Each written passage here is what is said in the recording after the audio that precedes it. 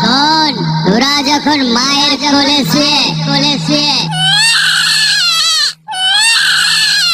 হাত পা ছুড়ে খেলা করতিস তখন আমি দিয়ে গান বাজিয়ে তোর বাপকে নাচাতাম। শোন, 22-এ করেছি রেকর্ডিং, 23-এ এনেছি সাউন্ড কিং। আমি সেই সিরাজপুরের পাপায় রেকর্ড। আর তোকে বলছি খেপিমা সাউন্ডকে কি জানা বলেছিলিস? নামটা মিলিয়ে দিবি।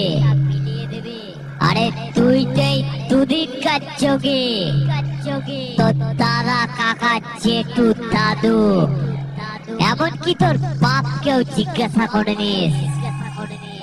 খেপিমা সাউন্ডের নামটা মিলানো তো পরের কথা, শালার নাম শুনে ভয়ে মুতে ফেলে।